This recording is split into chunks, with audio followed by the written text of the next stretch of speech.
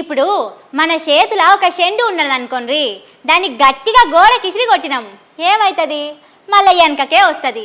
ఏంది ఇదేమంత సీరియస్ ముచ్చట అని ఇప్పుడు చెప్తున్నావు? ఈ ముచ్చట నువ్వే చెప్పాలా? ఇక చిన్న పోరగాన్ని అడిగినా చెప్తారు అని నా దిక్కట్లా చూడకుర్రి. నేనేం చెప్పినా ఒక లెక్క ఉంటుంది. అచ్చంగా చెండు ముచ్చట లెక్కనే ఓ ముచ్చట ఉన్నది. పెద్దలు అంటారు కదా, మనం ఏం చేస్తే అదే మనకు తిరిగి మళ్ళీ వస్తుందని. గాసొంటి ముచ్చట అన్నట్టు చూద్దాం పారి ఆ ముచ్చటేందో. ఎవరు చేసిన కర్మ తిరిగి తిరిగి ఆళ్ళకాడికే వస్తుందనేది అక్షరాల 100కి 100 వాళ్ళు నిజముల్లా. ఎంత తప్పించుకుందామని చూసినా మనం చేసిన కర్మ మన కాడికే వస్తుంది.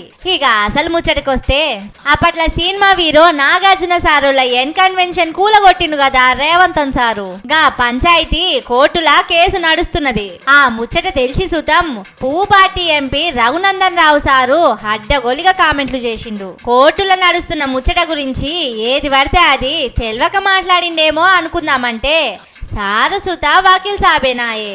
నోరు తెరిస్తే తోసిపోకుండా లా పాయింట్లే మాట్లాడతాడు. అసొంటిది సారే కోర్టు చెప్పిన మాటను జవదాటి ఇష్టం వచ్చినట్టు మాట్లాడినందుకు పంచాది పెద్దగానే అయ్యేటట్టు కొడుతున్నది.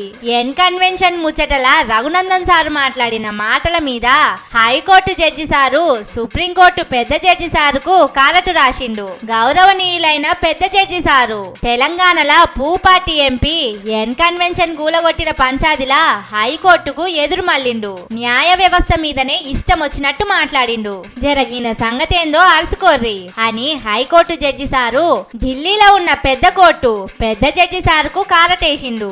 ఈ రఘునందన్ రావు సారు గిట్ల కోర్టులకెక్కుడు ఇదే మొదటిసారేం కాదు. నిజంగా చెప్పాలంటే సారు మీద కోర్టులకు సుతం మస్తు కోపం ఉన్నది. అన్ని తప్పుడు లెక్కలు చూపించి ఎలక్షన్ల పోటీకి నిలబడ్డని, కేసుల లెక్క తప్పు చెప్పి కోర్టును ఎలక్షన్ కమిషన్ ను తప్పుదారి పట్టించిందని కోర్టు గరమే ఉన్నది. అందుకే కావచ్చు అప్పట్లో బయటి దేశం పోనీకే పాస్పోర్ట్ రినివల్ కి దరఖాస్తు చేస్తుంటే దాన్ని పాస్పోర్ట్ ఆఫీసర్ కొట్టేసిండు.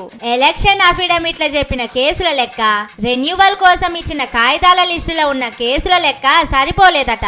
అందుకే పాస్పోర్ట్ దరఖాస్తు కొట్టేసిరట.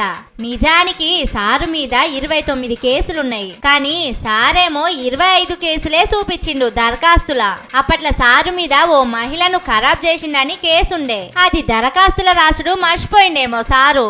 అందుకే లెక్క తక్కువ వచ్చింది కావచ్చు.